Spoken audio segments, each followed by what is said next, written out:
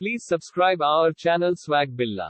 Movie की starting एक ऐसे शहर से होती है जहाँ पर अमीर और गरीब लोग एक साथ तो रहते हैं, लेकिन अमीर लोग गरीब लोगों का बिल्कुल साथ नहीं देते। उनके काफी हाई स्टैंडर्ड्स हैं और वो गरीबों को कुछ भी नहीं समझते। ये मूवी इसी शहर में रहने वाले एक आदमी ऑर्थर पर बेस्ड है। वो अपनी मदर के साथ रहा करता था। उसे कॉमेडी बहुत पसंद थी और उसका दिल चाहता था कि वो एक दिन बहुत बड़ा कॉमेडियन बने। उसका आइडियल एक आदमी था जो कि बहुत बड़े कॉमेडी शो को होस्ट करता था। वो कहता था कि मैं भी एक दिन उनके शो में उनके साथ खड़ा होऊंगा। वो इसके लिए बहुत मेहनत किया करता था। फिर एक दिन हम ऑर्थर को देखते हैं जो कि किसी कंपनी की एडवर्टाइजमेंट के लिए एक साइन बोर्ड लेकर एक रोड पर खड़ा होता है कि कुछ शरारती बच्चे वहां पर आते हैं और उसे बहुत तंग करके उसका साइन बोर्ड छीन कर भाग जाते हैं। ऑर्थर यहाँ पर जोकर बना होता है। वो उन बच्चों के पीछे भागता है ताकि अपना साइन बोर्ड ले सके, लेकिन वो बच्चे उसे बहुत भगाते हैं और वही साइन बोर्ड उसके मुंह पर मारते हैं, जिससे वो साइन बोर्ड टूट जाता है और उसके बाद फिर वो ऑर्थर को भी बहुत बुरी तरह मारते हैं। ऑर्थर काफी हर्ट होता है और सीधा अपने बॉस के पास जाता है। वो उसे सब कुछ बताता है कि बच्चों ने उसके साथ क्या क्या किया, लेकिन उसका बॉस उल्टा उसे डांट देता है और कहता है कि तुम्हारा दिमाग तो ठीक है, बच्चे ऐसी हरकत कैसे कर सकते हैं। बॉस उससे कहता है कि मैं तुम्हें तुम्हारी सैलरी भी नहीं दूंगा। ऑर्थर में कॉन्फिडेंस की बहुत कमी होती है, इसलिए वो यहाँ पर खुद के बारे में कुछ बोल ही नहीं पाता। वो वहाँ से काफी उदास होकर बाहर आ जाता है और सोचता है कि क्या मैं इतना बुरा हूँ कि कोई भी मेरी बात का यकीन ही नहीं करता। वो अपने घर आता है और डांस करने लगता है। यहाँ पे हम देखते हैं कि उसकी बॉडी काफी वीक होती है। अगले दिन ऑर्थर अपने कोलीग से मिलता है और उसे उन बच्चों के बारे में बताता है। उसका कोलीग उसे कहता है कि ये तो बहुत गलत हुआ, तुम्हें अपनी हिफाजत करनी चाहिए थी यार। और इसी के साथ वो उसे गन देता है और कहता है कि इसे अपने पास रख लो, ये मुश्किल वक्त में तुम्हारे काम आएगी। ऑर्थर ये लेने से इनकार करता है, लेकिन वो आदमी जबरदस्ती उसे गन दे देता है और फिर ऑर्थर अपने घर के लिए निकल पड़ता है। वो बस में होता है तो उसके सामने एक बच्चा भी बैठा होता है। वो उसे हंसाने की कोशिश करने लगता है और वो बच्चा जोर जोर से हंसने लगता है, जिस पर उस बच्चे की मदर को गुस्सा आ जाता है और वो ऑर्थर से कहती है कि हटो, परेशान मत करो हमें। लेकिन इस बात पर ऑर्थर हंसने लगता है। इनफैक्ट हमें बताया जाता है कि ऑर्थर को कोई सीरियस साइकोलॉजिकल इशू होता है और वो अपनी हंसी को कंट्रोल ही नहीं कर पाता। उसे कहीं पर भी हंसी आ जाती है। वो बस में बैठी हुई उस लेडी को एक कार्ड देता है जिसमें उसकी डिजीज के बारे में सब कुछ लिखा होता है। वो घर आता है और अपनी मेडिसिन लेने लगता है। इनफैक्ट वो गरीब था और ये दवाई बहुत एक्सपेंसिव थी, तो वो गवर्नमेंट के बनाए गए मेडिकल सेंटर से ये दवाई फ्री लेता था। वो एक दिन अपनी साइकियाट्रिस्ट के पास जाता है। वो उससे कहती है कि मुझे अपनी डायरी दिखाओ कि तुम क्या क्या लिखते रहे हो। जैसे ही वो उसकी डायरी खोलती है उसमें ये लिखा होता है कि मैं उस तरह नहीं मरना चाहता जिस तरह बुरी तरह से मैंने जिंदगी गुजारी है। फिर ऑर्थर वहाँ से अपने घर जाता है तो उसकी मदर उससे पूछती है कि क्या थॉमस की तरफ से कोई लेटर आया, तो ऑर्थर कहता है कि नहीं, आज भी नहीं। इनफैक्ट थॉमस इस मूवी में बहुत ज्यादा रिच बिजनेसमैन दिखाया गया है और लोग उससे बहुत डरते हैं। उसकी माँ उससे कहती है कि अगर उसको हमारी हालत के बारे में पता चलेगा तो वो हमारी हेल्प जरूर करेगा। अगले दिन जब वो बाहर जाता है तो वापसी पर आते हुए रास्ते में उसे एक सिंगल मदर मिलती है जिसके साथ एक छोटी सी बेटी भी होती है। वो ऑर्थर को काफी अच्छी लगने लगती है, लेकिन वो अपने घर आ जाता है। यहाँ उसकी मदर उससे फिर उसी लेटर के बारे में पूछती है तो ऑर्थर कहता है आपका क्या लेना देना है उससे, वो हमारी मदद नहीं करेगा। अगले दिन हम देखते हैं कि वो सिंगल लड़की ऑर्थर के घर पर आती है। वो उससे कहती है कि मैं कुछ टाइम से नोट कर रही हूँ कि तुम मेरा पीछा कर रहे हो, जिस पर ऑर्थर उसे कहता है कि हाँ, मुझे तुम अच्छी लगी हो। तो इस पर वो लड़की हंसने लगती है और जल्दी उन दोनों में दोस्ती हो जाती है। ऑर्थर को एक और जगह से जोकर की ऑफर आती है। वो एक चिल्ड्रन हॉस्पिटल होता है और जब ऑर्थर वहाँ पर जाकर डांस कर रहा होता है तो उसकी पॉकेट से वही गन बाहर आकर गिरती है। सब बच्चे डर जाते हैं और स्टाफ हैरान होता है कि इसके पास गन क्या कर रही है। ये बात फैलती है और उसे इस जॉब से भी निकाल दिया जाता है। वो अपने बॉस को कॉल करता है कि ये तो सिर्फ एक टॉय गन है, तो उसका बॉस उसे कहता है कि झूठ मत बोलो, मुझे तुम्हारे कोलीग ने सब कुछ बता दिया है कि तुमने खुद उससे गन ली। यहाँ पर ऑर्थर का दिल दोबारा से बहुत दुखता है कि उसके कोलीग ने तो उसे जबरदस्ती ये गन दी थी। फिर हम देखते हैं कि ऑर्थर ट्रेन में घर जा रहा होता है और वहाँ पर 3 बिजनेसमैन भी होते हैं जो कि थॉमस वेन के ही आदमी थे। वो ट्रेन में बैठी हुई एक लड़की को छेड़ रहे होते हैं।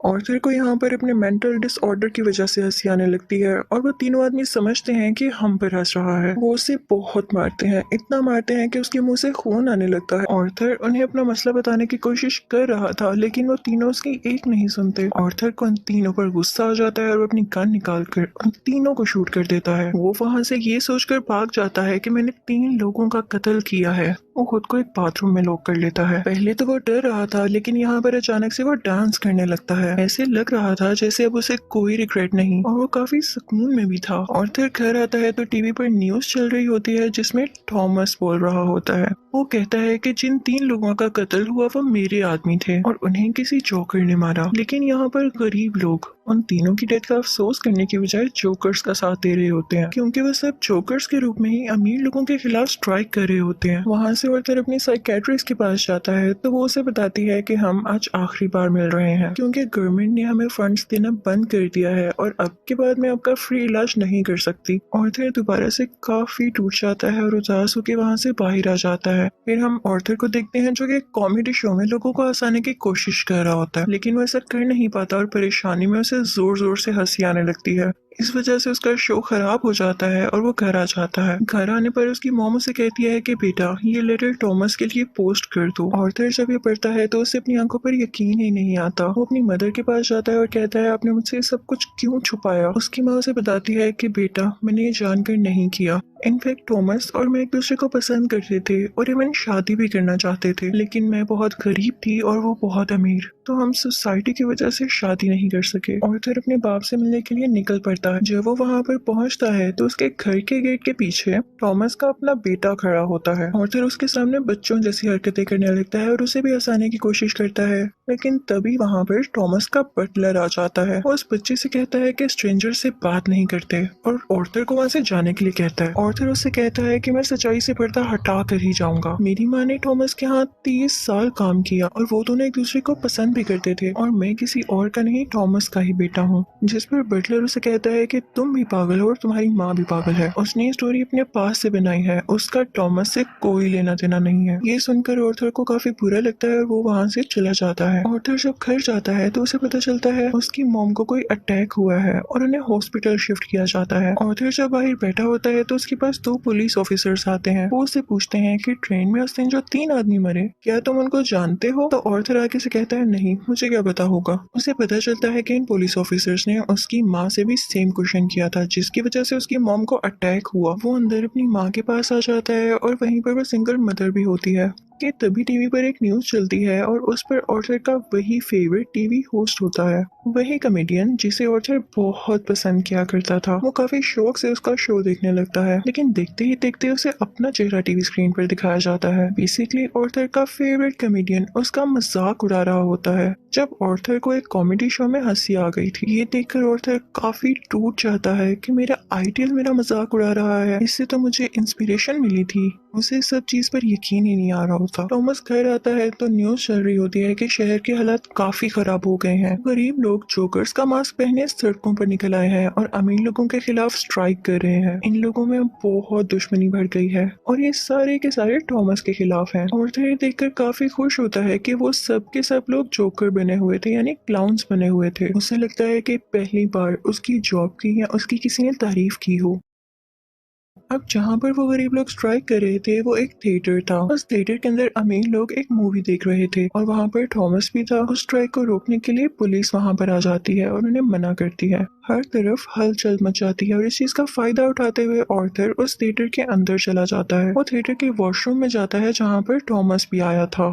आर्थर उसके पास जाता है और पोलाइटली कहता है कि मैं आपका बेटा हूँ, मेरी माँ और आप एक साथ हुआ करते थे, याद करें। थॉमस उसे कहता है कि मैं इस नाम की किसी औरत को नहीं जानता और उसे जोरदार मुक्का मारता है, यानी पंच करता है, जिससे उसकी नाक से बहुत खून आने लगता है। आर्थर घर चला जाता है और कुछ टाइम बाद उसे पुलिस की कॉल आती है। वो इनफैक्ट आर्थर से भी इन्वेस्टिगेशन करना चाहते थे उस दिन के बारे में जब उन 3 आदमियों का कत्ल हुआ था। और तभी आर्थर को ये भी पता चलता है कि जो उसका फेवरेट कॉमेडियन था उसने आर्थर को अपने शो में बुलाया है। इनफैक्ट उसने आर्थर की जो क्लिप अपने शो में चलाई थी उसकी वजह से उसकी शो की रेटिंग काफी बढ़ गई थी, क्योंकि लोगों ने उसको पसंद किया था। वो बहुत खुश हो जाता है और तैयार होकर वहाँ पर जाने के लिए निकल जाता है, लेकिन उसे याद आता है कि थॉमस के बटलर ने कहा था कि मेरी माँ पागल है। तो वो उस मेंटल हॉस्पिटल पर जाता है जहाँ पर उसकी माँ का कभी इलाज हुआ था। वो उन लोगों से अपनी माँ की फाइल मांगता है। वो वहाँ से वो फाइल चुरा कर भाग जाता है। उसमें लिखा हुआ था कि आर्थर की माँ का किसी और के साथ रिलेशन था। वो उसे बहुत ज्यादा फिजिकली अब्यूज किया करता था, मारा करता था। और इसी दौरान आर्थर के सर पर भी चोट आई थी, जिसकी वजह से वो आज इस डिजीज का शिकार है। वो वहाँ से सीधा अपनी दोस्त यानी उसी सिंगल मदर के पास जाता है, लेकिन हमें यहाँ पर पता चलता है कि वो तो थी ही नहीं। वो असल में सिर्फ और सिर्फ उसकी इमेजिनेशन में थी और उसको उसके विजन्स आया करते थे। आर्थर अपने माँ की चोट की वजह से काफी परेशान होता है। वो हॉस्पिटल जाता है और पिलो से अपनी माँ को मार देता है। घर आकर देखता है तो उसे एक पिक्चर मिलती है जिसके पीछे लिखा हुआ था कि मुझे तुम्हारी स्माइल बहुत पसंद है, जो कि थॉमस ने लिखा था। और ये पिक्चर उसकी मदर की थी। यहाँ उसे एहसास होता है कि उसकी माँ झूठ नहीं बोल रही थी। वो अपना जोकर का मेकअप करने लगता है और यहाँ पर वो काफी दुखी होता है और उसे कुछ समझ नहीं आ रहा होता कि उसके आसपास क्या हो रहा है। तभी वहाँ पर उसका वही कोलीग आ जाता है और वो कहता है कि जो उस दिन ट्रेन में 3 कत्ल हुए और रिसेंटली तुम्हारी माँ का भी कत्ल हुआ, मैं उसके बारे में कुछ पूछना चाहता हूँ। आर्थर को लगता है कि ये लोग फिर से मेरा जीना हराम करने आए हैं और वो यहाँ पर अपने कुलीग को बुरी तरह से मार देता है। अब इसके बाद आर्थर तैयार होता है और अपने जोकर का फुल कॉस्ट्यूम पहन लेता है। वो अब अपने फेवरेट कॉमेडियन के शो में जाने की तैयारी कर रहा था। वो बहुत खुश होता है और रास्ते में डांस करता हुआ जा रहा होता है। वहीं पर वो दोनों पुलिस ऑफिसर्स भी आ जाते हैं जो उससे ट्रेन में हुए हादसे के बारे में इन्वेस्टिगेशन कर रहे थे। पर आर्थर वहाँ से भाग आता है और भागते भागते एक ट्रेन में घुस आता है। उस ट्रेन में और भी बहुत सारे लोग ऐसे थे जिन्होंने जोकर का कॉस्ट्यूम पहना था। पुलिस इतने सारे लोगों में उसको ढूंढ ही नहीं पाती, तो इसी बात का फायदा उठाते हुए वहाँ से बाहर आ जाता है और अपने फेवरेट कॉमेडियन के शो की तरफ जाता है। वो जब उसके सामने जाता है तो वो उससे पूछता है कि क्या तुम भी जोकर बने हो, क्या तुम भी अमीरों के खिलाफ प्रोटेस्ट कर रहे हो। और फिर उससे रिक्वेस्ट करता है कि आप लोगों को मेरे बारे में कुछ ना बताइएगा सिवाय इसके कि मैं एक ऑर्डिनरी जोकर हूँ।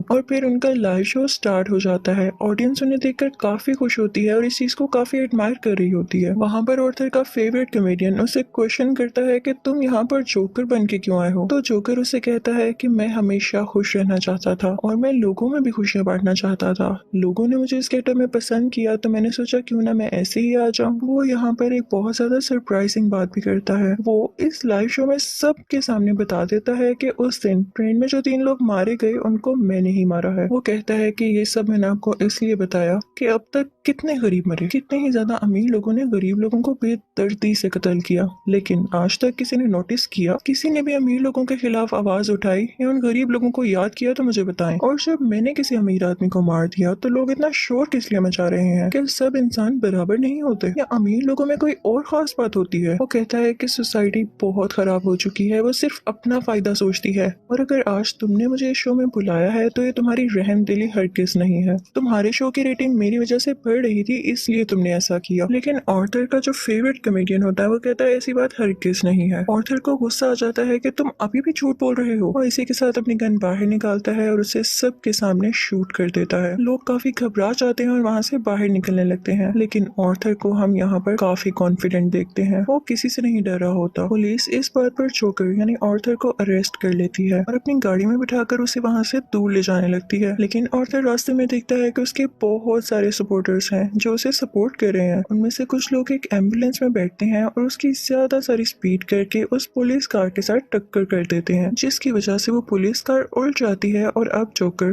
बाहर आ गया था। वो उन सब लोगों में शामिल हो जाता है और उसी कार के ऊपर आकर खड़ा हो जाता है। सब लोग उसे यहाँ पर देख पा रहे थे और उसे चीयर कर रहे थे। उसके मुंह और नाक से काफी खून आ रहा था, लेकिन वो उसी खून से अपनी स्माइल बना लेता है और हाथ फैलाकर जोर जोर से हंसने लगता है। ये इनफैक्ट एक ऐसी स्माइल थी जिसके पीछे गम, तकलीफ और दुख छुपा हुआ था। वो अब उन सब लोगों का हीरो बन चुका था और वो यहाँ पे काफी खुश था कि लोग फाइनली अब उसे तारीफ कर रहे थे, उसे अप्रिशिएट कर रहे थे। दूसरी तरफ हम थॉमस को देखते हैं जो कि अपनी प्रेजेंट वाइफ और अपने बेटे के साथ ये शहर छोड़कर जा रहा होता है, लेकिन तभी साइड पे खड़ा एक जोकर उन लोगों को शूट कर देता है, लेकिन वो उनके बेटे को कुछ नहीं कहता। फिर सीन चेंज होता है और हमें आर्थर यानी जोकर एक साइकियाट्रिस्ट के पास दिखाया जाता है। वो वो वहाँ पर भी हंस रहा होता है। तो वो साइकेट्रिस्ट उससे कहती है कि तुम बिला वजह क्यों हंसते रहते हो। तो आर्थर उससे कहता है कि आप इस फीलिंग को कभी नहीं समझ पाएंगी, और ये कहकर वो वहाँ से बाहर आ जाता है। उसके जूतों के नीचे खून लगा हुआ था, जिससे ये जाहिर होता है कि एक अच्छा इंसान